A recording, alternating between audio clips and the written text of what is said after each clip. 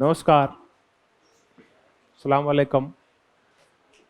हम वैश्वीकरण को कर रहे थे और कल हमने बस थोड़ा सा ये समझने का प्रयास किया था कि वैश्वीकरण क्या है, उसके निहितार्थ क्या हैं, कैसे समझे हम उसको। इस मुद्दे पे हम चर्चा कर रहे थे।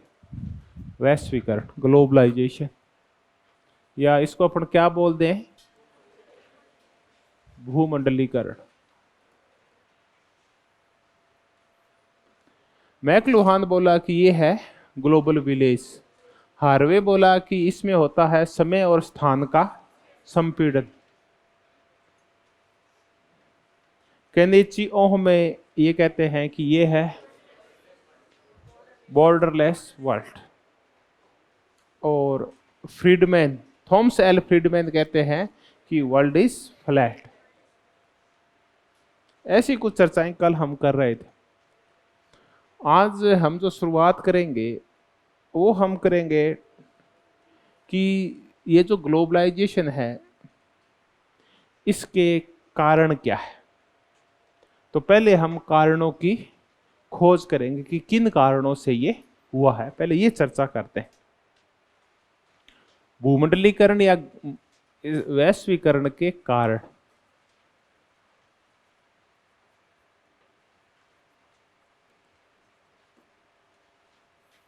कोजेज करेंगे, कारण करेंगे कि कौन सी वो प्रवृत्तियां पैदा हुई जिन्होंने भूमंडलीकरण को बढ़ावा दिया।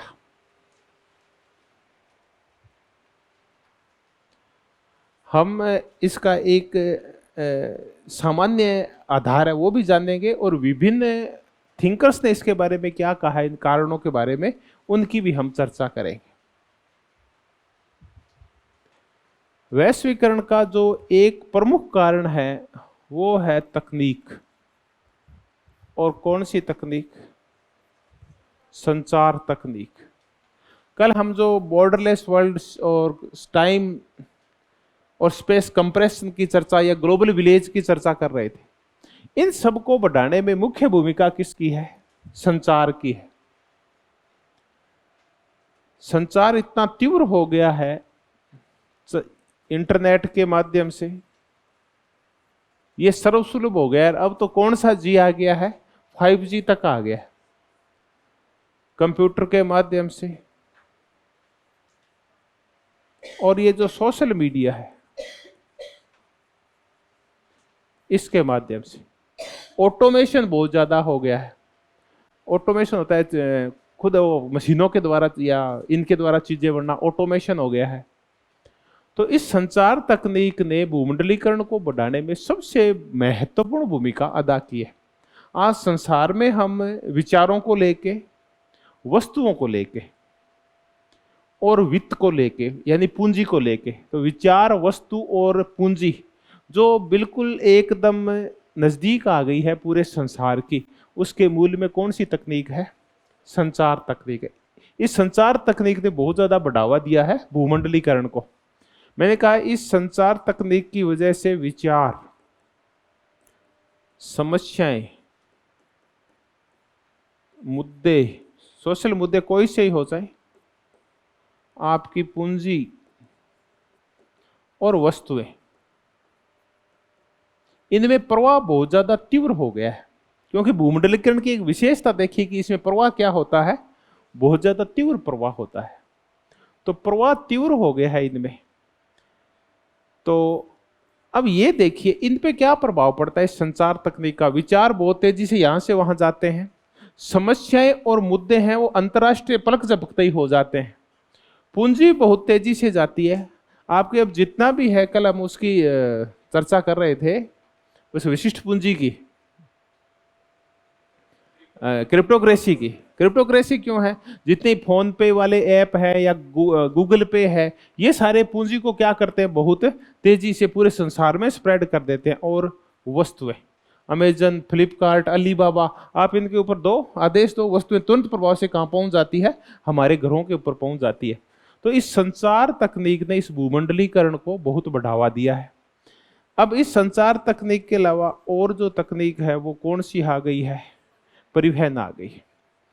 ये जो बहुत बड़े बड़े जहाज बनने लगे हैं, जो बड़े तेज चलते हैं, ट्रांसपोर्टेशन अति तीव्र हो गया है, चाहे वो हवाई जहाजों के माध्यम से हो, चाहे जहाजों के माध्यम से हो, और अब तो कारें वारे जो कुछ है, हर चीज है वो अल्ट्रा तेजी से चल रही है। तो इस परिवहन ने भी क्या किया है, टाइम का और स्थान का जो दूरी थी उसको कम कर दिया है। और यही मूलतः होता है कि प्रवाह तीव्र हो जाता है भूमंडलीकरण में, जिसमें संचार तकनीक और परिवहन तकनीक ने बहुत बड़ी भूमिका अदा की है। ये तो देखिए मूल कारण है जो इन चीजों को बढ़ाते हैं। कुछ और कौन से कारण है? एमएनसीज, टीएनसीज। एमएनसीज टीएनसीज का तात्पर्य होता है मल्टीनेशनल कंपनी या ट्रांसनेशनल कंपनी। आप कुछ भी कह लो, मल्टीनेशनल कंपनी लिख लेते हैं।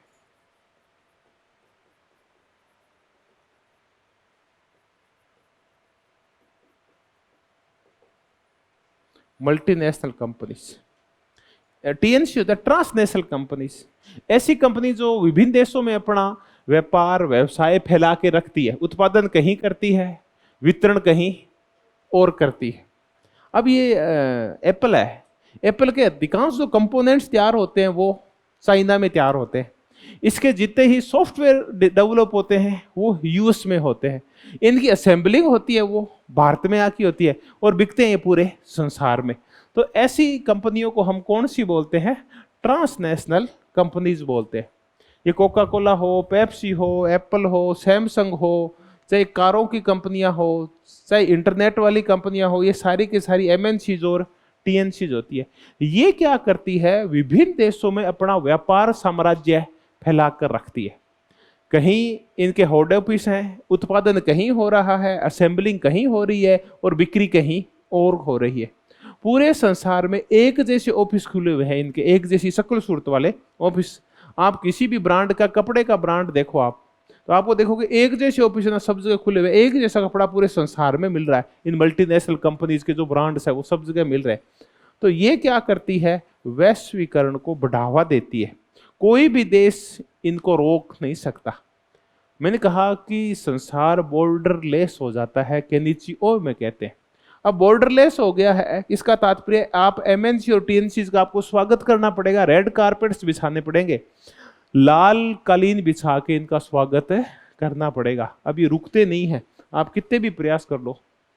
इतनी बड़ी बड़ी हो गई कई कंपनियां तो इतनी बड़ी बड़ी है कि कई देशों का बजट मिला के भी उनके बराबर नहीं होता। कई तो कंपनियां भारत के वार्षिक बजट से भी ज्यादा बजट होता है उनका, इतनी बड़ी कंपनीज होती है। तो ये एमएनसी टीएनसी इन्होंने बहुत ज्यादा बढ़ाया है। NGOs,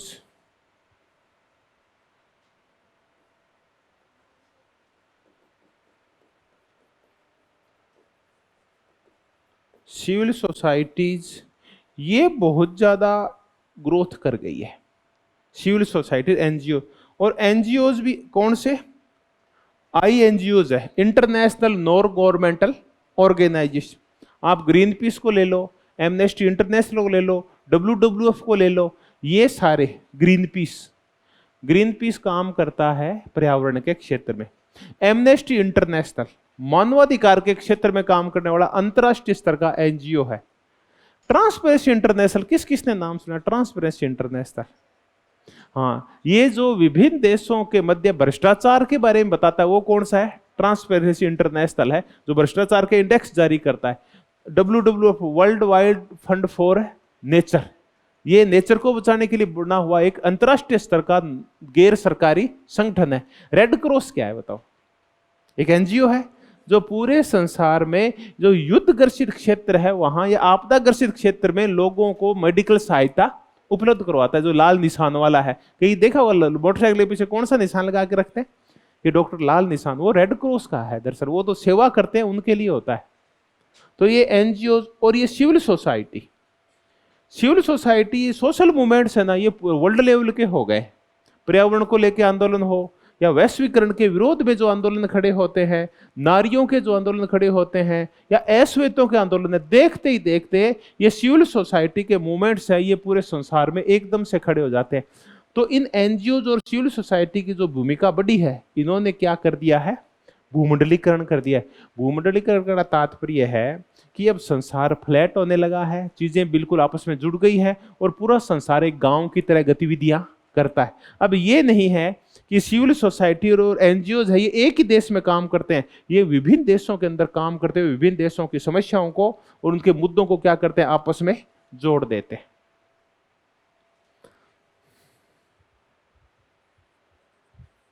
end of cold war और एंड ऑफ हिस्ट्री।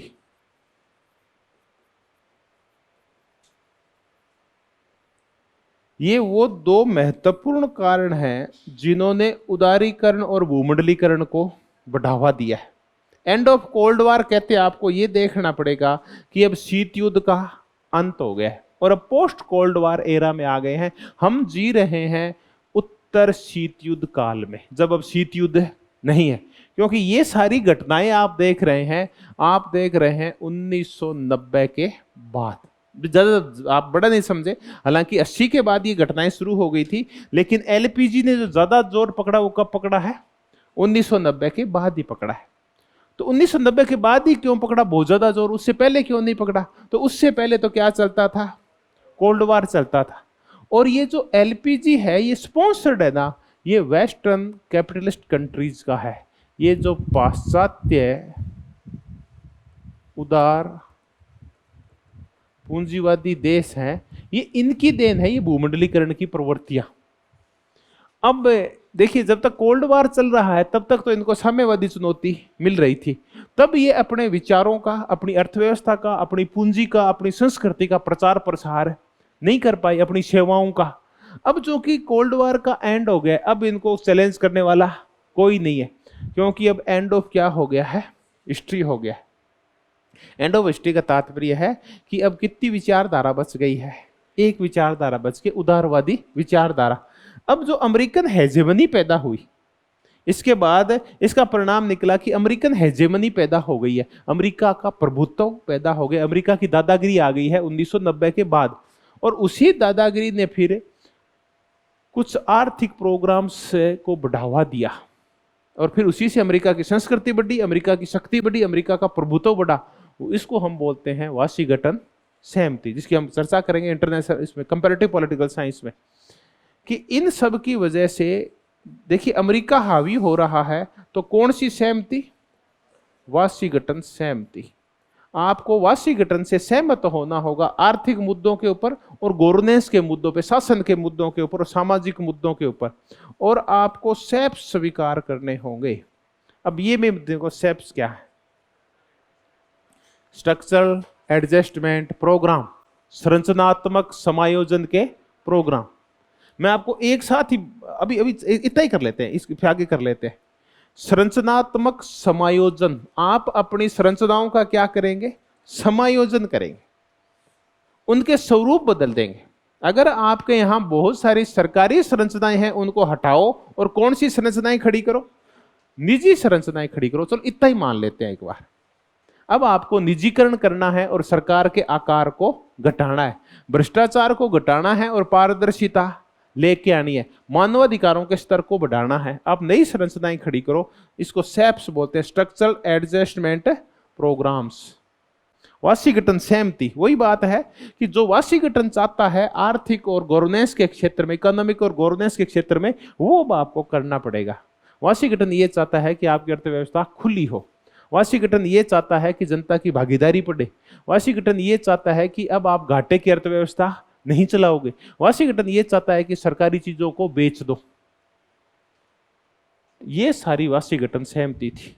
तो देखिए एंड ऑफ कोल्ड वॉर और एंड ऑफ हिस्ट्री की वजह से ऐसी परिस्थितियां पैदा हो गई थी कि अब जो भूमंडलीकरण था वो आसान हो गया था, क्यों इसके रास्ते में जो रोड़ा था वो समाप्त हो गया था। कौन सा रोड़ा, साम्यवाद का रोड़ा, सोवियत संघ का रोड़ा, वो रोड़ा खत्म हो गया। अब इनको अपनी जो सामाजिक आर्थिक राजनीतिक जो प्रवृत्तियां थी उनको फैलाने में जोर नहीं आया, चाहे वो विनौकरशाहीकरण हो, विकेंद्रीकरण हो, चाहे बाजार का खुलापन हो, ये सारे अब तेजी से फैल रहे थे। तो एंड ऑफ कोल्ड वॉर और एंड ऑफ हिस्ट्री ने इसको बढ़ाया। एनजीओ सिविल सोसाइटी है वो उग्र हो गई, एमएनसीओज टीएनसी आ गई। और मजेदार परिवर्तन ये हुआ कि अब जो समस्याएं थी उनका वैश्वीकरण हो गया, समस्याएं वैश्वीकृत हो गई।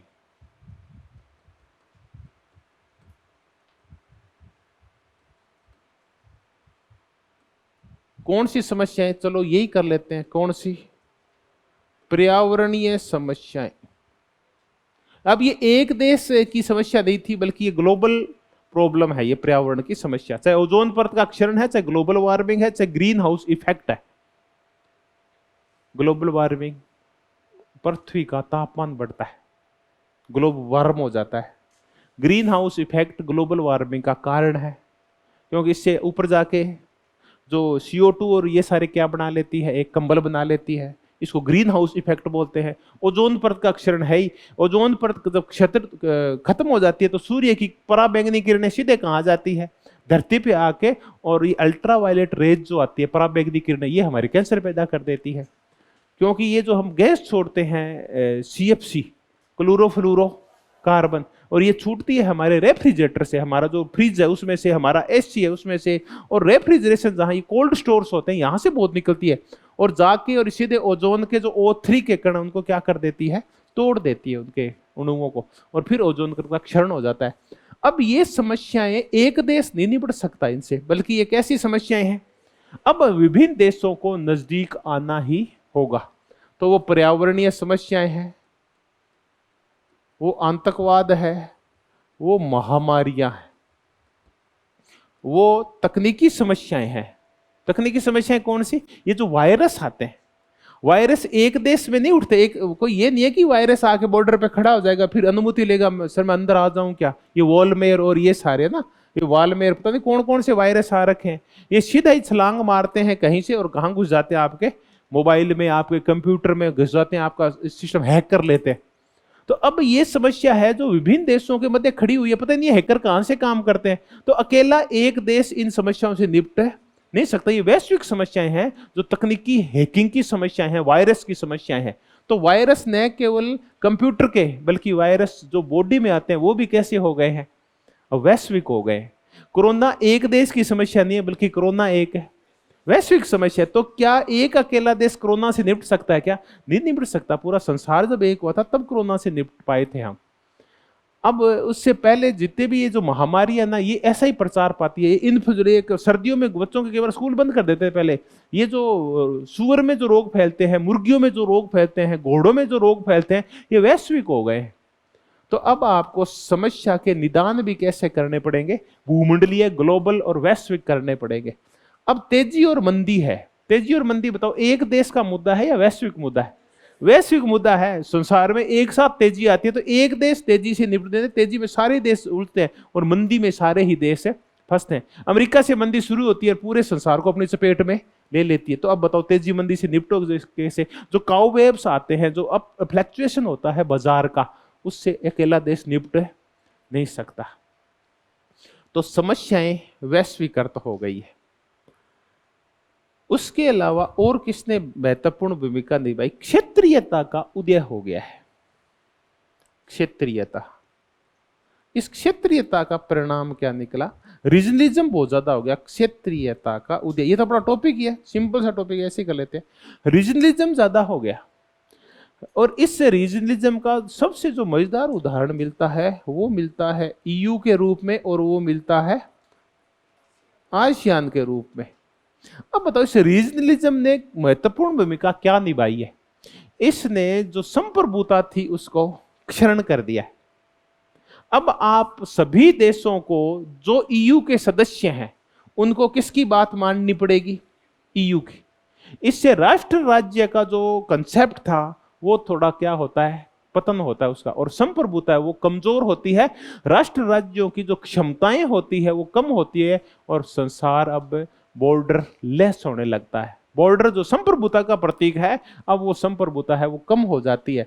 तो EU और आसियान जैसे जो संगठन उभरते हैं, क्योंकि देखिए 1990 के बाद ही कौन आया है? EU और आसियान। तो आ तो पहले गया था, तेजी कब पकड़ता है?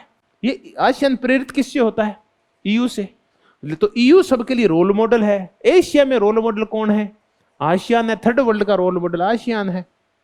तो ये ऐसे संगठन खड़े होते हैं और ये किसका क्षरण करते हैं? संप्रभुता का, राष्ट्रों की क्षमता का।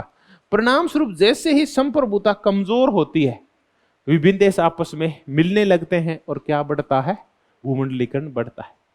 तो मैंने वो कारण बताए हैं जिनकी वजह से भूमंडलीकरण बढ़ा। सीधा ही क्वेश्चन आएगा, आप देखते आप बिना आंख मीचे ना सही कर दोगे उसको, इनमें से। अब ये हुआ भूमंडलीकरण। ग्लोबलाइजेशन के ये कारण है। तकनीक, संचार और परिवहन का बढ़ना, एमएनसीज है, एनजीओज और सिविल सोसाइटी की भूमिका का बढ़ना है, सोवियत संघ का पतन है। इसने फिर पाश्चात्य देशों को प्रेरित कर दिया कि अब हम ही हैं जो कुछ हैं, क्योंकि एंड ऑफ हिस्ट्री हो चुका है। क्षेत्रीयता का उद्देश्य है और समस्याएं कैसी हो गई है? ग्लोबलाइज हो गई है। तो अब समाधान भी क्या होंगे? ग्लोबल हो गए। ये वो सारे कारण थे जिन्होंने बढ़ावा दिया भूमंडलीकरण को।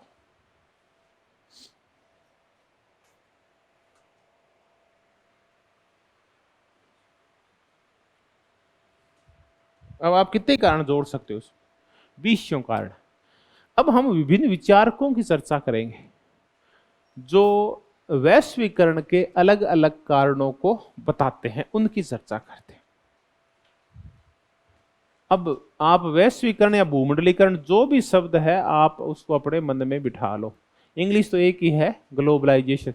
इसका तात्पर्य है पूरे संसार का वस्तुओं के माध्यम से, विचारों के माध्यम से, पूंजी के माध्यम से आपस में जुड़ जाना, पूरे संसार का एक हो जाना क्या कहलाएगा? वैश्वीकरण।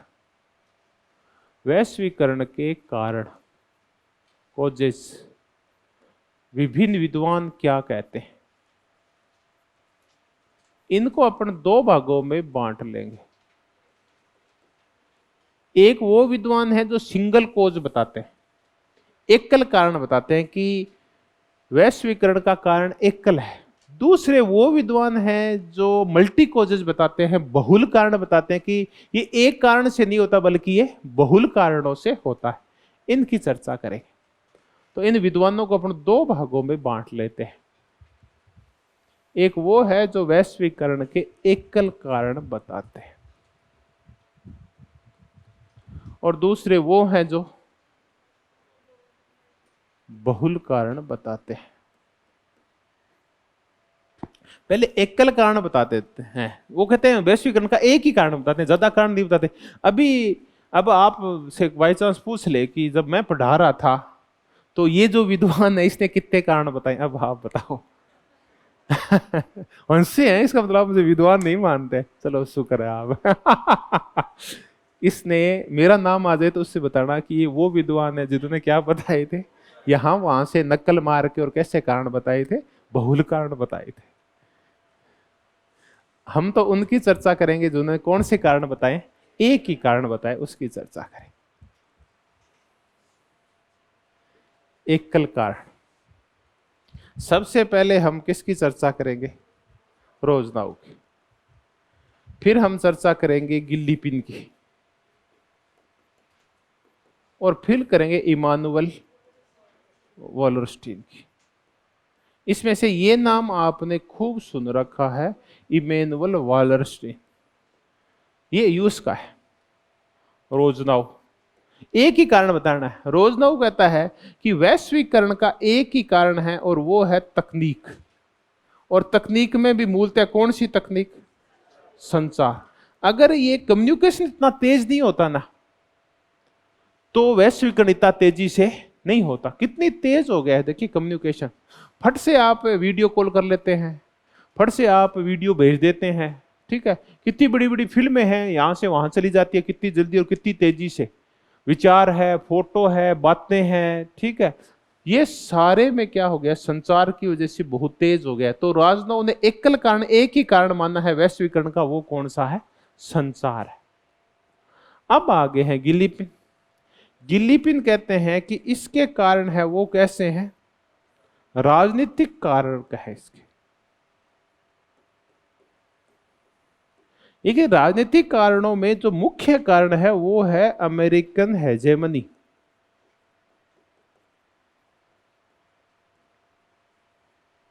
ये अमेरिकन कारण है, ये राजनीतिक कारण है। अमेरिकन हेजेमनी का तात्पर्य है कि अब संसार में जो दो सांड लड़ा करते थे, एक सांड हार गया है और एक जीत गया है, अमेरिका। अब ये अकेला बचा है और इसने पूरे संसार पे अपना प्रभुत्व स्थापित कर लिया है। परिणाम क्या निकलता है इस प्रभुत्व का, कि आपको राजनीतिक मामलों में, आर्थिक मामलों में और सांस्कृतिक मामलों में, सैन्य मामलों में वही करना होगा जो आपसे कौन कहेगा, अमेरिकन गवर्नमेंट कहेगी, अमेरिका की सरकार कहेगी। तो अब ये अमेरिकन हेजेमनी है जो मजबूर कर देगी आपको कि आप जैसी चलिए बयार पीठ तैसी कीजिए। इसको इंटरनेशनल पॉलिटिक्स में पढ़ेंगे, इसको स्क्वेलर की थ्योरी है ये, वो है बैडवैगन थ्योरी। ये बैडवैगन थ्योरी है, स्क्वेलर। ऐसे चर्चा अब नहीं करेंगे, इंटरनेशनल पॉलिटिक्स में होता है, फिर बता दो। स्क्वेलर की है बैडवैगन थ्योरी। इसकी महत्वपूर्ण भूमिका, बैडवैगन थ्योरी कहती है कि जब कोई एक महत्वपूर्ण शक्ति खड़ी हो जाती है ना, तो बाकी जो देश होते हैं ना, वो उसके साथ संघर्ष नहीं करते, क्योंकि उनको पता है कि वो जीत नहीं सकते। परिणाम स्वरूप वो क्या करते हैं कि वो इससे दोस्ती कर लेते हैं, क्योंकि इसके दोस्ती से उनको फायदा होता है। तो जो ये करता था वही पूरा संसार करता है, ताकि इसकी छत्र छाया में रह के फायदा उठाया जा सके। तो संसार में राजनीति दो तरीके से हो सकती है, एक कि आप खिलाफत करो, तो खिलाफत तो हिम्मत ही नहीं बची सोवियत संघ के खत्म होने के बाद अमेरिका की खिलाफत करने की। तो अब बचा क्या है, स्क्वेलर कहता है बैडवैगन थ्योरी बची है। इसका यह तात्पर्य होता है कि जिस तरफ अमेरिका जा रहा है आप उसके पिछलग्गू बन के उसी तरफ चलो, ताकि आपको क्या हो, फायदा हो। तो आप इस महाशक्ति का फायदा उठाओ, उसके साथ रह के, उसके पीछे लग के। अगर आपने इसको आंखें दिखाई तो आपको बर्बाद कर देगी। तो देखिए, शुरुआती 20-25 साल तक तो 90 के बाद चीन की भी हिम्मत नहीं हुई थी। चीन भी पिछले 5-7 साल से आंखें दिखाने लगा, विशेषकर 2009-10 के बाद, जब से अमेरिका में क्या आई है, मंदी आई है। और जब से डोनाल्ड ट्रंप ने नारा दिया है अमेरिका फर्स्ट का, उसके बाद से चीन हावी होने लगा है। उससे पहले तो अमेरिका ही हावी था, और चीन भी किसके तहत चलता था, बैडवैगन थ्योरी के तहत चलता था। तो अब आप अमेरिका के साथ हैं। ये कौन सा कारण बताया है गिल्लीपी ने, राजनीतिक कारक। अब आ गया है इमानुएल वालरस्टीन। ये कहता है कि इसका जो मूल कारण है वो आर्थिक है, और आर्थिक कारण में ये कहता है कि ये जो पूरा वैश्वीकरण है, इसके मूल में एक ही प्रवृत्ति है, और वो क्या है, पूंजीवाद है। पूंजीवाद की अबाध धारा पूरे संसार में बह रही है। परिणाम क्या निकला है कि जो पूरे संसार की अर्थव्यवस्था है वो एक हो गई है, और अब एक कोई अकेली अर्थव्यवस्था खुद को स्वायत्त नहीं रख सकती। इतनी ज्यादा इंटरडिपेंडेंसी आ गई है कि कोई भी एक दूसरे से पृथक नहीं रह सकता। अर्थव्यवस्था है वो ग्लोबल हो गई है, अब आपकी लोकल नहीं अर्थव्यवस्था। इतने भारी जुड़ाव हो गए हैं वस्तुओं को लेके, उत्पादन को लेके, वितरण को लेके और पूंजी को लेके, एमएनसीज के कारणों और बहुत सारे कारणों से, उदार आयात निर्यात नीतियों की वजह से, कि अब आप अकेले नहीं रह सकते। और ये प्रवृत्तियां पैदा किसने की है, पूंजीवाद। पूंजीवाद क्या है, कभी भी एक देश में रहता नहीं है, इसकी प्रयास ये रहता है कि ये पूरे संसार में फैल जाए। पूंजीवाद की मूल प्रवृत्ति होती है। तो ये जैसे ही 1990 के बाद इसको मौका मिला, ये कहां फैल गया, पूरे संसार में फैल गया। कोई भी देश, चाहे वो किसी भी शासन पद्धति वाला होगा, चाहे वहां थियोक्रेसी धर्मतंत्र चलता होगा, चाहे वहां आपका ये चलता होगा, साम्यवाद चलता होगा चीन जैसे देशों में, चाहे कहीं घटिया किस्म के लोकतंत्र चलते होंगे, उसके बावजूद उनको अर्थव्यवस्था को तो कैसा करना पड़ेगा, पूंजीवादी ही करना पड़ेगा। क्योंकि वर्तमान जो लहर है उसमें कोई भी इस पूंजीवाद से बच नहीं सकता। जो बच गया, उत्तरी कोरिया जैसे देश कह रहे हैं या लीबिया जैसे देश कह रहे हैं कि हम तो नहीं अपनाएंगे पूंजीवाद को, वो बर्बाद हो गए हैं। तो अगर आपको बचना है तो आपको इस वैश्विक अर्थव्यवस्था का हिस्सा बनना पड़ेगा। और इस वैश्विक अर्थव्यवस्था को इमानुएल वालरस्टीन क्या बोलता है, वर्ल्ड सिस्टम। ये है तो अर्थव्यवस्था का मॉडल ये, लेकिन इसको वर्ल्ड सिस्टम मॉडल बोलता है। ये बहुत ही फेमस शब्द है, वर्ल्ड सिस्टम, कि पूरे संसार में एक सिस्टम खड़ा हो गया, सिस्टम के सारे अंग एक दूसरे से क्या होते हैं, निर्भर होते हैं, जुड़े हुए होते हैं, तो पूरा संसार एक सिस्टम में बंध गया है, वर्ल्ड सिस्टम मॉडल। अब ये मॉडल कैसा है आप सोच के देखो, बीच में है सेंटर, कोर है, G7 है, फिर सेमी पेरीफेरी है और उसके बाद पेरीफेरी है। ये वर्ल्ड सिस्टम है कैसा, अपने एक सेकंड में कर लेते हैं। वॉल स्ट्रीट तो अपने को याद है कि पूरे संसार में ये हो गया, ये है आपका कोर, कोर में कौन बैठे हैं, G7। उसके बाद ये है सेमी पेरीफेरी, अर्ध परिधि, जहां कौन बैठे हैं बताओ, भूमध्य सागरीय देश बैठे हैं, इटली, स्पेन, पुर्तगाल और ये सारे, जो इतने विकसित नहीं है जितना फ्रांस, ब्रिटेन और अमेरिका है। और बाहर बैठे हैं अपने वाले देश, ये कौन से देश हैं, परिधीय देश है, ये पेरीफेरी कंट्रीज है। ये है वर्ल्ड का सिस्टम और ये हमने बना दिया इसका मॉडल। अब इस मॉडल में ये देश हैं, अब ये देश किससे जुड़े हुए हैं, इन सब देशों में कौन सी लहर चल रही है, पूंजीवाद की लहर चल रही है। एमएनसीज है, उदार नीतियां हैं, निजीकरण है, आयात निर्यात खुले हैं, खुला बाजार है। और हम ये कहते हैं कि अब जो स्टेट आए हैं वो सुपीरियन कंपिटेटिव स्टेट खड़े हो गए। सुपीटर किसको बढ़ावा देता है, आपसी प्रतिस्पर्धा को। वैसे स्टेट खड़े हो गए हैं जहां विभिन्न राज्य आर्थिक मामलों को लेकर आपस में क्या कर रहे हैं, प्रतिस्पर्धा कर रहे हैं। देखिए विश्व में जो मूल प्रवृत्ति 1990 के वैश्वीकरण के बाद पैदा हुई है, वो जिस तत्व ने सबसे ज्यादा महत्वपूर्ण भूमिका निभाई है वो कौन सा तत्व है, आर्थिक तत्व है। आप खुद देखिए 1990 के बाद हमारे जो संबंध थे उनमें कौन से संबंध महत्वपूर्ण हो गए हैं, आर्थिक संबंध महत्वपूर्ण हो गए। पहले ना पारिवारिक संबंध महत्वपूर्ण हुआ करते थे, सामाजिक संबंध महत्वपूर्ण हुआ करते थे, दुख सुख महत्वपूर्ण हुआ करते थे। हमारे जो आपसी रिश्ते थे ना वो सद्गुणों के अकॉर्डिंग और इमेज के अकॉर्डिंग हुआ करते थे, कि इनके परिवार की इमेज ठीक है, यहाँ छोरा ब्याह दो या क्या ब्याह दो, छोरी ब्याह दो। अब ये नहीं देखते इमेज को मारो गोली, चाहे इनकम टैक्स के छापे पड़े हैं, चाहे दुल्ला 20 साल जेल जाके आया हो, दुल्ले का बाप है, ठीक है, आर्थिक मामलों में सीबीआई का छापा पड़ा हुआ है, ईडी उसको धर लिया था, उसके बावजूद उसको देखे कि इसके पास वाकई में क्या है, कुछ न कुछ तो है। तो कौन से मुद्दे हावी हो गए, आर्थिक तत्व हमारे संबंधों पे हावी हो गए हैं। अब हम लोगों के दिल नहीं देखते बल्कि जेब में देखते हैं कि दिल वाला साइड उसमें जेब कितनी भारी है, ये तो गायब हो गया है। या तो हम पीठ की तरफ देखते हैं कि जेब कितनी बड़ी है, बटुए में दम है क्या। तो ऐसा सिर्फ समाज में नहीं होता, देशों के मध्य भी ऐसा होता है। कौन से संबंध महत्वपूर्ण हो गए 90 के बाद, आर्थिक संबंध महत्वपूर्ण हो गए। इनको बढ़ाने में मुख्य भूमिका किसकी होती है, पूंजीवाद की। पूंजीवाद ने इतने भारी विज्ञापन, बड़े बड़े शोरूम्स और उत्पादन और वितरण का अंतरराष्ट्रीयकरण कर दिया है। अब कोई भी इस पूंजीवादी तत्वों से, एमएनसी से, टीएनसी से, मल्टीनेशनल कंपनी से, ट्रांसनेशनल कंपनी से और वैश्विक पूंजी से, वर्ल्ड बैंक से, आईएमएफ से बच नहीं सकता।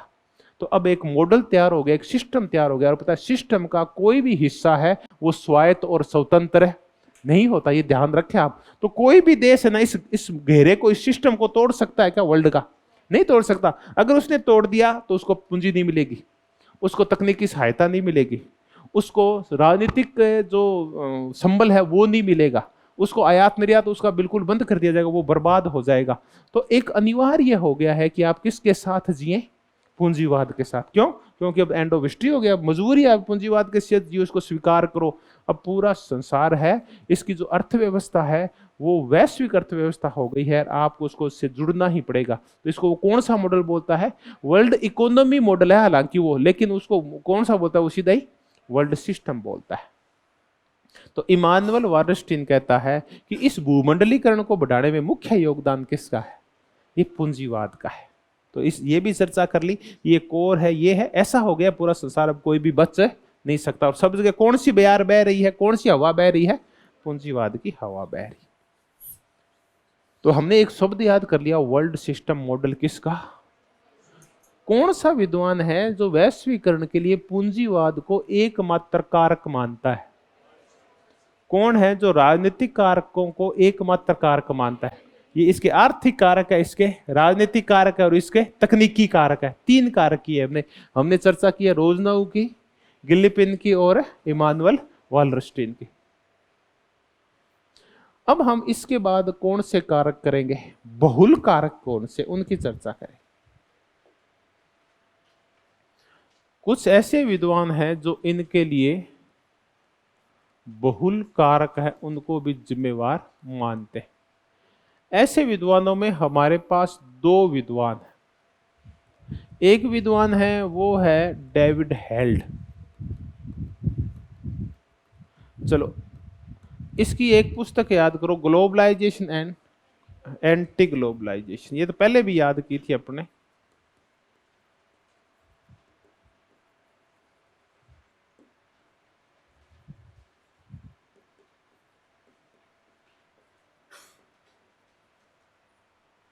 चलो इतनी याद, ग्लोबलाइजेशन एंटी ग्लोबलाइजेशन। और दूसरा है एंथनी गिडिंग्स।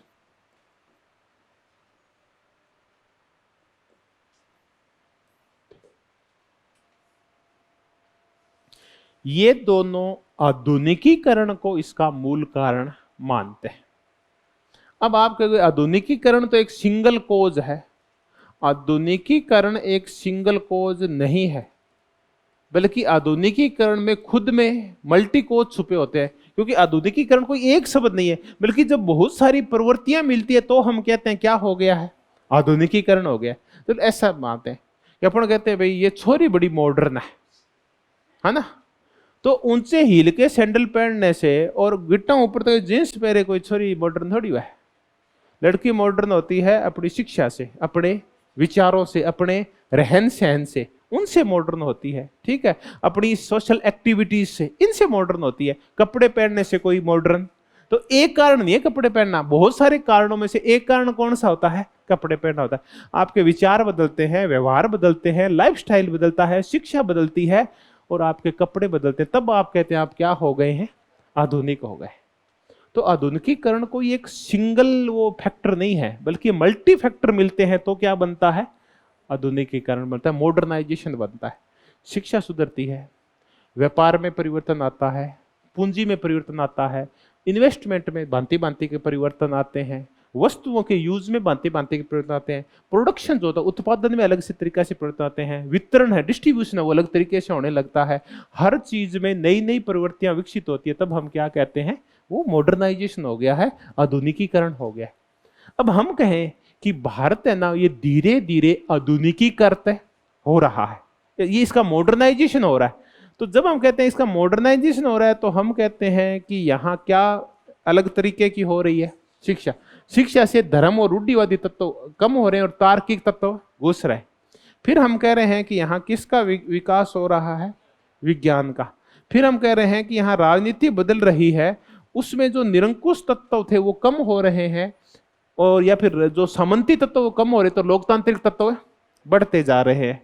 समाज में बदलाव हो रहा है, समाज में जो प्राकृतिक असमानताएं थी वो कम हो रही है और समानताएं बढ़ रही है, चाहे वो लैंगिक हो, जातीय हो या फिर वो धार्मिक हो। बाजार में बदलाव हो रहा है, बाजार में उदारवाद आ रहा है, निजीवाद आ रहा है, खुला हो रहा है बाजार, सरकारी हस्तक्षेप कम होता जा रहा है और निजीकरण बढ़ता जा रहा है। तो शिक्षा, विज्ञान, उपभोग के स्वरूप बदल रहे हैं। समाज है वो अब सादा जीवन, उच्च विचार की बजाय कौन सा जीवन अपना रहा है, भोगवादी जीवन अपना रहा है। तो हम कह रहे हैं इस देश का क्या हो रहा है, तो ये मल्टी फैक्टर होते हैं। तो ये जो डेविड हेल्ड है और एंथनी गिडिंग्स है, ये कह रहे हैं कि आधुनिकीकरण हो रहा है क्योंकि मॉडर्नाइजेशन ऐसी प्रवृत्ति है जो रुकती नहीं है। रेगुलर किसी न किसी क्षेत्र में कुछ न कुछ परिवर्तन होते ही रहते हैं। तो ऐसी बहुत सारे परिवर्तन 1980 और 90 के बाद हुए हैं। उन्हें परिवर्तनों ने किसको बढ़ावा दिया है, भूमंडलीकरण को बढ़ावा दिया है। भूमंडलीकरण के हम बहुल कारक कर रहे हैं। अब एंथनी गिडिंग्स कहता है इसके कौन से कारण है, तो ये कहता है इसका एक कारण है पूंजीवाद। अभी समझ लेंगे, अभी समझ के हटें इसको। तो एक कारण है इसका सैन्यवाद, एक कारण है इसका उद्योगवाद और एक कारण है इसकी अंतरराष्ट्रीय व्यवस्था। ये तो हम समझ गए कि पूरे संसार में पूंजीवाद ने बढ़ावा दिया है वैश्वीकरण को। पूंजीवाद क्यों बढ़ावा देता है? पूंजीवाद वो प्रवृत्ति है जिसमें निजी संपत्ति होती है। तो जिनके पास निजी संपत्ति होती है वो अपनी संपत्ति को क्या करना चाहते हैं? ज्यादा से ज्यादा बढ़ाना चाहते हैं।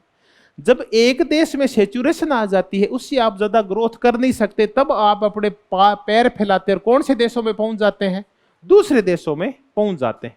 तो पूंजीवाद क्या करता है? अपने मुनाफे को और अपनी पूंजी को बढ़ाने के लिए एक देश की बॉर्डर पार करके कौन से देश में जाता है? दूसरे देश में जाता है।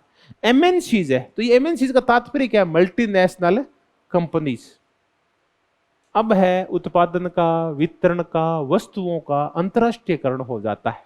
तो पूंजीवाद है ये सीमाओं को कमजोर करता है विभिन्न देशों की, या सीमाओं को मजबूत करता है? कमजोर करता है, क्योंकि पूंजीवाद के तहत पूंजी जाती है एक देश से दूसरे देश में, एमएनसी जाती है एक देश से दूसरे देश में, मल्टीनेशनल कंपनीज जाती है, वस्तुएं जाती है जो एक देश में पैदा हो रही थी वो कहां जा रही है बिकने के लिए? दूसरे देश में। ठीक है, एडिडास के जूते आ रहे हैं, प्यूमा के जूते आ रहे हैं, नाइकी आ रही है, एप्पल के मोबाइल आ रहे हैं, भारत से आयुर्वेद की दवाई अमेरिका जा रही है, चीन जा रही है, सब जगह जा रही है। तो ये सारा किसका परिणाम है? पूंजीवाद का। ये कॉर्पोरेटाइजेशन हो रहा है, जो निगमीकरण हो रहा है, बड़े बड़े कॉर्पोरेट घराने खड़े हो रहे हैं, ये मल्टीनेशनल कंपनियां जो खड़ी हो रही है, ये सारे किसको बढ़ावा देते हैं? पूंजीवाद को। तो एक तो पूंजीवाद है, दूसरा है सैन्यवाद। अब जो समस्याएं हैं वो अंतरराष्ट्रीय हो गई है। एक देश में झगड़ता है, गृह युद्ध छिड़ता है एक देश में, और कोई सा एक उदाहरण लेते, कोसोवो संकट खड़ा होता है। कोसोवो में अल्बानिया मूल के लोगों को, कोई सर्बिया अल्बानिया, कोई पता, दो मूल के लोग हैं, वो आपस में लड़ते हैं। एक पार्ट है यूगोस्लाविया का वहां। अब अमेरिका के और पश्चिमी यूरोप की दिक्कत होती है कि एक ही देश में ये लोग लड़ क्यों रहे हैं, उनमें गृह युद्ध हो जाता है और बहुसंख्यक लोग अल्पसंख्यकों को मारने लगते हैं। नाटो और अमेरिका उस प्रकरण में बीच में कूद पड़ते हैं।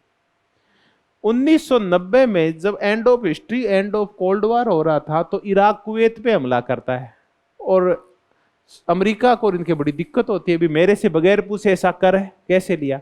तो यूएनओ के नेतृत्व में क्या करते हैं, ये उसके ऊपर हमला करते हैं। और बाद में धीरे धीरे जब अफगानिस्तान पे, इराक पे, लीबिया पे यहाँ हमले होते हैं, तो ये यूएनओ से पूछना ही बंद कर देते हैं और अमेरिका के नेतृत्व में नाटो सीधा हमला शुरू कर देता है।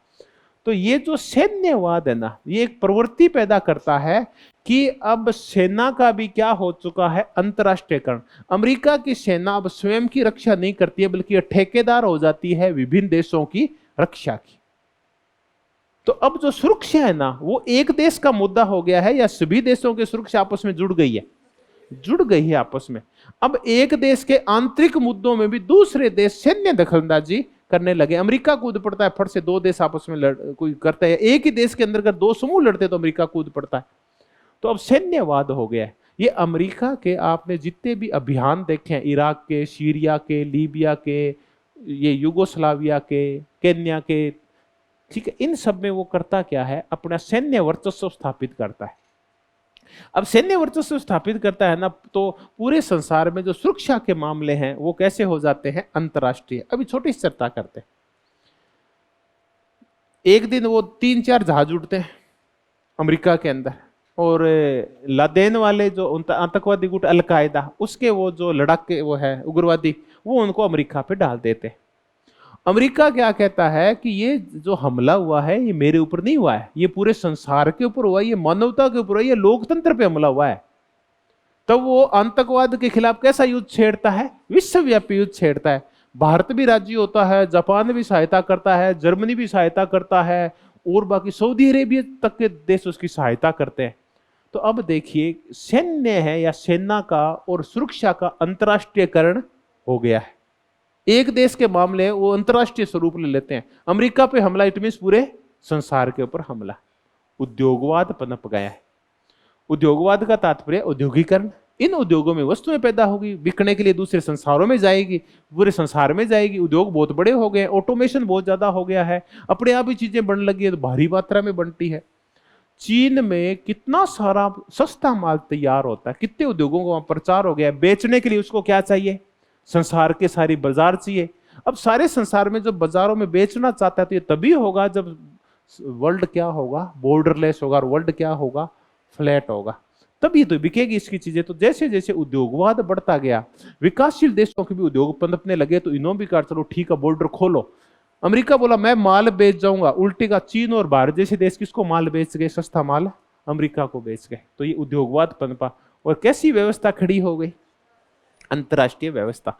एक ऐसी व्यवस्था जिसमें सारे देश आपस में जुड़े हुए थे हर दृष्टि से। उससे पहले पूरा संसार लगभग कितने भागों में बंटा हुआ था? 3 भागों में बंटा हुआ था। एक वो थे जिन्हें इन प्रवृत्तियों से मतलब नहीं था, एक पूंजीवादी खेमा था, एक साम्यवादी खेमा था, तीसरा जिनको मतलब नहीं था वो था गुटनिरपेक्ष खेमा, भारत जैसे देश थे।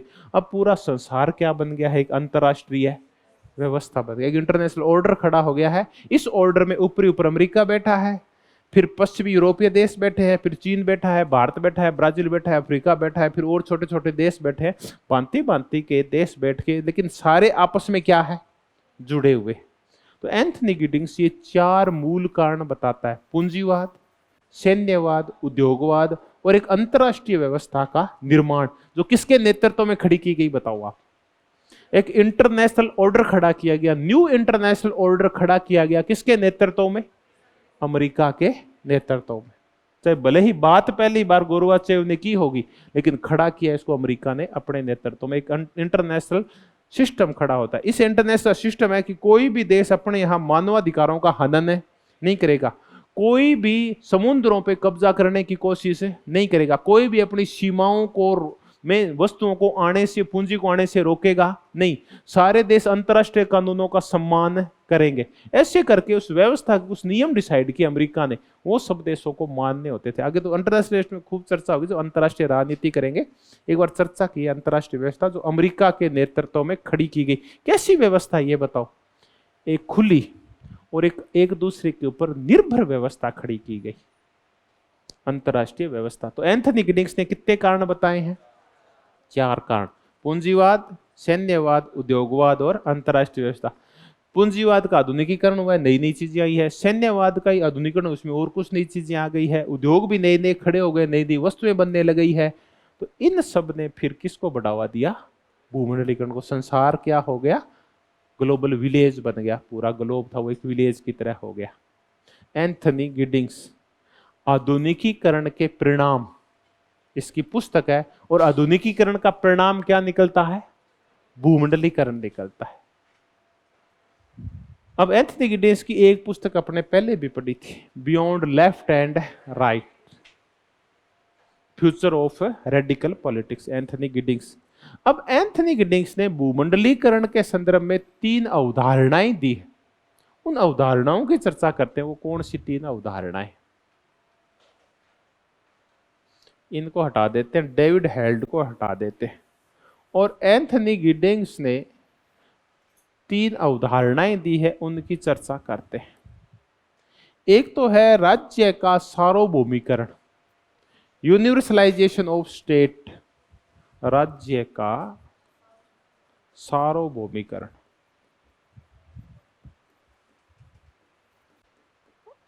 सार्वभौमिकरण होता है यूनिवर्सलाइजेशन।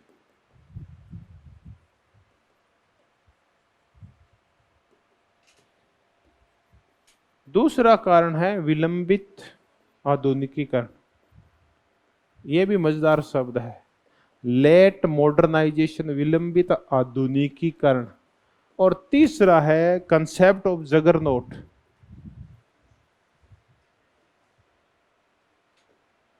जगरनॉट या जगन्नाथ की, अपने सीधे जगन्नाथ की अवधारणा, जगन्नाथ के साथ समझ लेंगे अपने क्या है। ये 3 महत्वपूर्ण उदाहरण, सिंपल उदाहरण है बिल्कुल ही। पहला तो है ये भूमंडलीकरण है ना, इससे क्या पैदा हुआ है? राज्य क्या हो गया है? सार्वभौमिकृत हो गया है। सेम शब्द रॉबर्ट कॉक्स बोलता है। ऐसे पहले तो मैं आपको ये समझाता हूँ, फिर तो 2-3 शब्द और समझाता हूँ। राज्य का सार्वभौमिकरण हो गया, वो यूनिवर्सलाइजेशन हो गया राज्य का। हर एक राज्य है वो अंतरराष्ट्रीय हो गया है, उसकी सीमाएं कमजोर हो गई है, उसकी संप्रभुता कमजोर हो गई है। वो क्या नहीं रोक सकता, वो अब इतनी ताकतवर नहीं है कि वो क्या रोक दे, एमएनसीज को रोक दे। वो इतना ताकतवर नहीं है कि वो आईएनजीओज को रोक दे।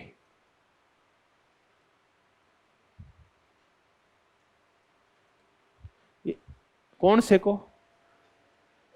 ग्रीन पीस को, एमनेस्टी इंटरनेशनल को, ट्रांसपेरेंसी इंटरनेशनल को। मोदी जी पूरा प्रयास करते हैं कि वो ट्रांसपेरेंसी इंटरनेशनल के आग लगा दे। क्यों? क्योंकि हर बार क्या करता है, साल में एक बार भ्रष्टाचार के क्या जारी करता है, इंडेक्स जारी करता है। इंडेक्स जारी करता है तो इंडेक्स को ऐसी चीज तो है नहीं जो खाने पीने की चीज है, मोदी जी का रब बाहर भगाओ इसको, बाहर भगाओ। वो तो एक रिपोर्ट आएगी अपने कहाँ, किताबों में या अपने मोबाइल एप्लीकेशन के ऊपर, सोशल मीडिया के ऊपर, कि इस बार भ्रष्टाचार के मामले में भारत इस नंबर से खिसक के कहां पहुंच गया है, उस नंबर के ऊपर। अब जो आए थे वो ये कह के आगे थी कि न तो खाऊंगा और न खाने दूंगा। परिणाम स्वरूप है ये नीरव मोदी और ये ऐसे कुछ लोग पैक करा के कहां ले गए, बाहर। देखो भी, न तो खाऊंगा और न ही खाने दूंगा, तो कई बार कई के ठीक हम पैक करा के कहां चले जाते हैं, देश से बाहर। वो देश से बाहर चले गए पैक करवा के। अब वो देश से बाहर गए ना, इससे भ्रष्टाचार का इंडेक्स बढ़ गया। अब आप रोक नहीं सकते इस भ्रष्टाचार, इसे कौन सी को, ट्रांसपेरेंसी इंटरनेशनल को। वो तो रिपोर्ट आएगी और सबको पता चलेगी। कितने का आंकड़े रोक लो, आंकड़े हैं ये तो रुकते थोड़ी है। तो ट्रांसपेरेंसी इंटरनेशनल जो कि एक एनजीओ है, आप उसकी बातों को रोक नहीं सकते। चलो अब आप चलते हैं, एमनेस्टी इंटरनेशनल है या अमेरिकन ह्यूमन राइट वॉच है। एमनेस्टी इंटरनेशनल क्या करती है, एक एनजीओ है, एक ऐसा गैर सरकारी संगठन है। देखिए संगठन दो प्रकार के होते हैं, सरकारी और एक गैर सरकारी। ये अरुणा राय है, ये बच्चों को पढ़ाती है, इसके पति, और ये कुछ चीजें तैयार करते हैं किसानों और मजदूरों के कल्याण के लिए। किसान मजदूर संघर्ष समिति चलाते हैं, आपको पता हो। एक अपने कैलाश सत्यार्थी था, वो बचपन बचाओ के नाम से एक आंदोलन चलाता है, वो एनजीओ है उसका, जो बच्चों को बचाता है वो। ये सारे एनजीओज हैं। ये एनजीओ जब इंटरनेशनल लेवल पे काम करते हैं तो क्या कहलाते हैं, आईएनजीओज कहलाते हैं। अब एमनेस्टी इंटरनेशनल है, उसने एक रिपोर्ट जारी की कि किसी भी देश में मानवाधिकार के हालात ऐसे हैं, और उसे रिपोर्ट जारी की। अब आप इसको रोक सकते हो क्या? क्योंकि अपने किसी देश में बैठा हुआ और रिपोर्ट जारी कर रहा है, और फट से मोबाइल से कहां पहुंच रही है, पूरे संसार में पहुंच रही। मानवाधिकारों का हालात है, फोटो है, ये सारी चीजें। तो आप एमएनसीज को नहीं रोक सकते, आप आईएनजीज को नहीं रोक सकते, आप पूंजी को नहीं रोक सकते। पूंजी इतनी तरल और तीव्र हो गई, आप उसको रोक ही नहीं सकते। कोई भी देश कितने प्रयास कर रहा है, आप कितने प्रयास कर लो, आपके नागरिक फिर भी ये, फिर मैं भूल जाता हूं कौन सी पूंजी, ये क्रिप्टोक्रेसी। क्रिप्टोक्रेसी में लेन देन करेंगे वो आपका, ठीक है, और कोई और रास्ता खोज लेंगे। तो क्रिप्टोक्रेसी है, इसके इस पूंजी को नहीं रोक सकते आप किसी भी माध्यम से। आप विचार नहीं रोक सकते फैलने से किसी भी विचार को। पहले सरकारें क्या करती थी, विचारों को रोक देती थी, अखबारों पे प्रतिबंध लगा देती थी। अब अखबार अकेले तो है नहीं, अब चलो आपने टेलीविजन पे भी कब्जा कर लिया, लेकिन आप सोशल मीडिया पे कब्जा नहीं कर सकते। आप तो आप कितने सारे चैनल चलते हैं, लल्लन टॉप और ये सारे तो यूट्यूब के ऊपर चलते हैं, ये फैला देंगे, बातों को प्रचारित कर देंगे। यूट्यूब चैनल के न्यूज चैनल आ गए हैं, तो आप विचारों को नहीं रोक सकते। अब क्या हुआ है कि राज्य की सीमाएं क्या हो गई है, कमजोर हो गई है, उसकी क्षमताएं कम हो गई है, उसकी संप्रभुता, उसका क्षरण हो गया है, राज्य की ताकत कम हो गई है, और राज्य आपस में जुड़ गए हैं। किस हिसाब से? एक राज्य है वो एमएनसीज के माध्यम से, सारी एमएनसीज विभिन्न देशों में काम करती है। आईएनजी जो पूंजी है, विचार है, एक दूसरे के आर्थिक मामलों है, राजनीतिक मामलों से एक दूसरे के साथ सहयोग करते हैं, पर्यावरणीय मामले हैं इनमें। अब अपन कहते हैं सार्वभौमिकरण कैसे हुआ है। एक तो उसकी जैसे सीमाएं कमजोर हुई ना, तो ऐसी बहुत सारी प्रवृत्तियां पैदा हो गई जिन्होंने इसका सार्वभौमिकरण कर दिया, इसका यूनिवर्सलाइजेशन कर दिया। अब कोई भी नेशन कंट्री नहीं है, बल्कि हर एक कंट्री कैसी कंट्री है, यूनिवर्सल कंट्री है। यूनिवर्सल कैसे? हर एक देश जुड़ गया। अब कोई भी देश अब घमंड नहीं करता, झुक जाता है फट से। अमेरिका के राष्ट्रपति जो बिडेन ने कहा कि भाई दवाइयां दे दे, टेबलेट दे दे, सिर ठीक होने वाली, अपने चौंदी चौंदी मिलती है वो यहाँ। और उस टाइम मंदिर उसमें बड़ी काम आ रही थी जब कोविड फैला था उस टाइम।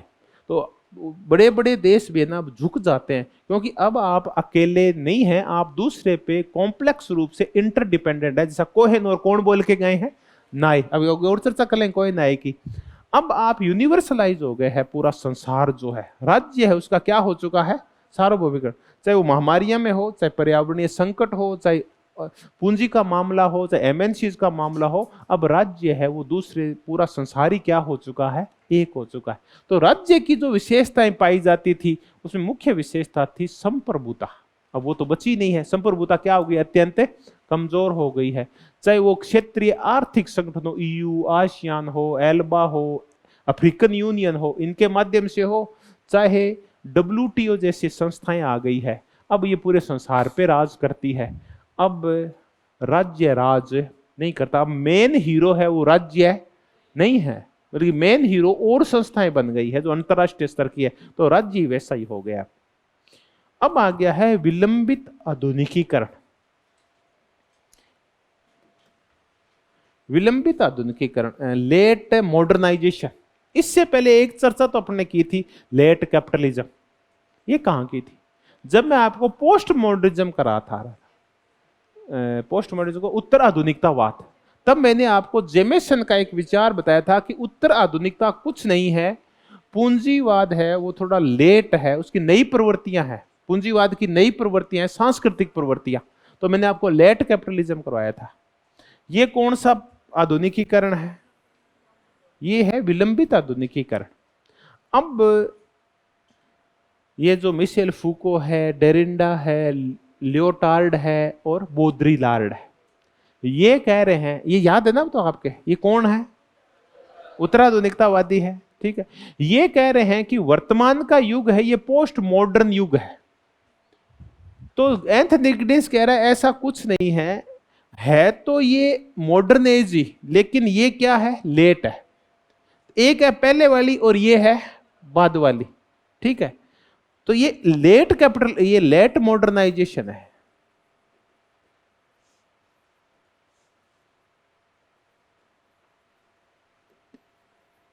तो इनसे कहा गया कि ये लेट मॉडर्नाइजेशन, पोस्ट मॉडर्नाइजेशन में अंतर क्या है? पोस्ट मॉडर्नाइजेशन, उत्तराधुनिकता तो ये कहती है कि मॉडर्नाइजेशन चला गया। एंथनी गिड्स कह रहे हैं मॉडर्नाइजेशन आज भी है, लेकिन उसने स्वरूप चेंज कर लिया है। अब संस्थाओं का रूप बदल गया है।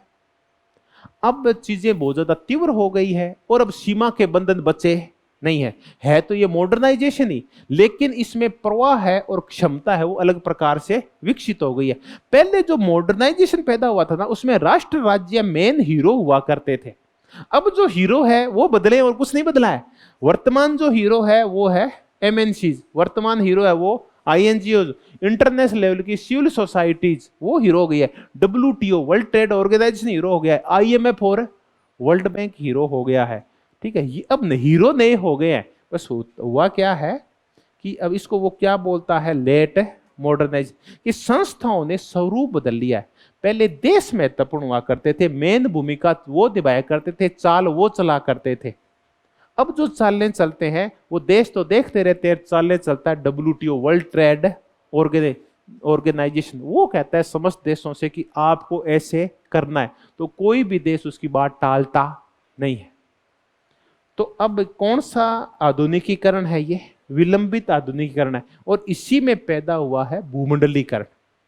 एक है ये जगरनॉट की अवधारणा है, या आप इसको बोलो जगन्नाथ, कि जगन्नाथ का रथ जब शुरू हो जाता है उसके बाद रुकता नहीं है पूरी उड़ीसा के अंदर। इसका तात्पर्य है कि वैश्वीकरण जो शुरू हो गया है, तो अब तो जिसने शुरू किया है वो देश भी इसको रोक नहीं सकता। चाहे देश पाश्चात्य हो और चाहे पूर्वी हो, उनको इस रथ के साथ ही चलना पड़ेगा।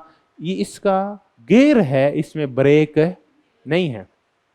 इसका तात्पर्य आधुनिकीकरण बढ़ सकता है, थोड़ा कम हो सकता है, रुक नहीं सकता। छोड़ चर्चा करते हैं क्या वास्तव में ये जगरनॉट है क्या, वैश्वीकरण। देखिए 2015-16 तक आते आते अमेरिका को ये एहसास हो गया था कि वैश्वीकरण उसके कहां गया है, गले में आ गया। 10-15-20 साल तक उसने फायदा उठाया, उसने अपनी संस्कृति का प्रचार प्रसार किया, परिणाम स्वरूप संस्कृति के नाम के ऊपर वो अपनी चीजें बेच गया। नाइकी वहां से आई, एडिडास वहां से आया, कोक्स पेप्सी और कोका कोला वहां से आई, पिज्जा वहां से, तो मैकडोनाल्ड वहां से आ गया। उसने बहुत सारी मल्टीनेशनल कंपनीज कहां भेज दी, एप्पल वहां से आया, ठीक है, ये सारे वहां से आए। अब हुआ क्या, धीरे धीरे यही कंपनियां सस्ते माल के चक्कर में कहां पहुंच गई, सस्ते उत्पादन के चक्कर में चीन में पहुंच गई, भारत में पहुंच गई। अब वो चीजें तो भारत में और चीन में पैदा करती है वही कंपनियां एप्पल, और बेचता कहां जाके है, अमेरिका के अंदर बेचता है। तो अब अमेरिका ने देखा कि उसके यहां नुकसान होने लग गया है। पहले वो सरप्लस रहा करता था व्यापार में, आयात निर्यात में, अब वो सरप्लस नहीं रहता है। अब वो भारत उससे खरीदता कम है, भारत उसको बेचता ज्यादा है। चीन जैसे देशों ने अमेरिका को अंदर से खोखला कर दिया, इतना सामान बेचता है और उसने अमेरिका को अपने ऊपर निर्भर कर लिया है। होता क्या है, चीन सस्ता माल बेचता है किसी भी देश में, जैसे वो सस्ता माल बेचता है तो वहां की इंडस्ट्री है उसका सामना नहीं कर पाती। जैसे उसने सस्ती बैटरी भेजी, सस्ते बल्ब भेजे, सस्ती चिप भेजी, तो वहां जो चिप बनाने वाली फैक्ट्रियां थी वो एक चिप करती थी 50 रुपए में तैयार, चीन ने कितने रुपए में तैयार की, 1 रुपए में। तो लोग बताओ कौन सा माल खरीदेंगे, चीन का माल खरीदेंगे। अब चीनी माल खरीदा ना, तो वहां की जो चिप की फैक्ट्री थी बंद हो गई। अब बंद हो गई तो कल को उस देश ने आंखें दिखाई, ये कोई तरीका है क्या, तो चीन बोला मैं चिप भेजना क्या कर दूंगा, बंद कर दूंगा। अब उन्होंने, उनकी चिप की फैक्ट्रियां क्या हो चुकी है, बंद हो चुकी है। तो वो बोला यार ऐसे मत कर, तो चिप तो भेज मुझे। तो अब अमेरिका चाह के भी वैश्वीकरण को रोक नहीं सकता, और अब भारत और चीन जैसे देशों को होने लग गया फायदा इसका, उन्होंने कहा अब तो हम रोकने ही इसको नहीं देंगे। तो चीन, अब जहां कभी इसका प्रोदा कौन हुआ करता था, अमेरिका, अब इसका नेतृत्व कौन करने लग गया है, चीन करने लग गया है। चीन का जो बेल्ट एंड रोड इनिशिएटिव है वो किसका उदाहरण है, ये भूमंडलीकरण का उदाहरण है, जिसके माध्यम से वो अपना सारा माल कहां पहुंचा देना चाहता है, पूरे संसार में। और पहले ये काम कौन किया करते थे, पाश्चात्य देश किया करते थे, अब वो काम चीन कर रहा है, भारत कर रहा है, ये देश कर रहे हैं। तो ये ऐसा जगरनॉट है जो कभी रुकता नहीं है, इसके ब्रेक नहीं है। चाहे अमेरिका कोई सा देश प्रयास कर ले, चाहे इसका प्रणेता भी प्रयास कर ले, उससे सी नहीं रुकेगा ही। तो ये हमने बहुल कारक किए भूमंडलीकरण के, राज्य का क्या हो गया है, सार्वभौमिकरण हो गया। ऐसी बातें बोलता है, जो हम कह रहे राज्य का सार्वभौमिकरण हो गया है, रॉबर्ट कॉक्स बोलता है कि राज्य का अंतरराष्ट्रीयकरण हो गया है। अब राज्य है अपनी सीमा से बाहर होकर, उसकी सीमाएं कैसी हो गई है, अंतरराष्ट्रीय हो गई है। कितने लोग बाहर से घूमने आते हैं, कितनी शैक्षणिक संस्थाएं बाहर से अपने देश में आ गई है, कितनी मल्टीनेशनल कंपनीज आ गई है, कितने विचार आ गए, कितनी वस्तुएं बाहर से अपने देश में आ गई है, कितनी सेवाएं आ गई है बाहर की सेवाएं, कितने बैंक है जो फॉरेन के भारत में काम करते हैं। तो ये सारा है रॉबर्ट कॉक्स, नाम सुना कभी आपने इसका, ये एक ग्रामशियन नव मार्क्सवादी है रॉबर्ट कॉक्स। ये मार्क्सवादी है ऐसा मान लो, नव मार्क्सवादी है रॉबर्ट कॉक्स। अंतरराष्ट्रीय राजनीति में का विचार कर रॉबर्ट कॉक्स ये कहते हैं कि राज्य का क्या हो गया है, अंतरराष्ट्रीयकरण हो गया है।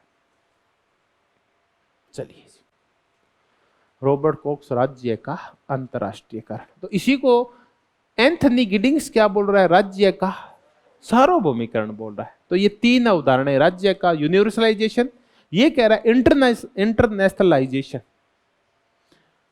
उसके बाद हमने दूसरी की कि ये विलंबित पूंजीवाद है। तीसरी कौन सी अवधारणा की, जगरनॉट अवधारणा की। तो हमने बहुल कारक की चर्चा करते हुए जब एंथनी गिडिंस की चर्चा की थी, तो कारकों के साथ साथ एंथनी गिडिंस की भूमंडलीकरण के बारे में बहुत सारी क्या कर ली है, अवधारणाएं भी कर ली है हमने।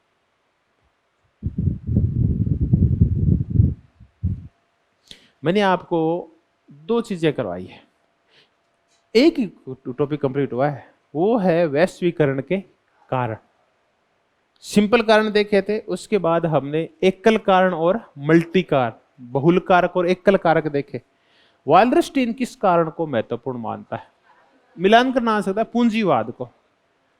गिलपिन राजनीतिक कारक, और रोजनाऊ वो मानता है तकनीकी संचार तकनीक को महत्वपूर्ण मानता है। मल्टी कोज कौन मानते हैं? डेविड हेल्ड है और एंथनी गिडिंस कितने कारण मानता है? 4।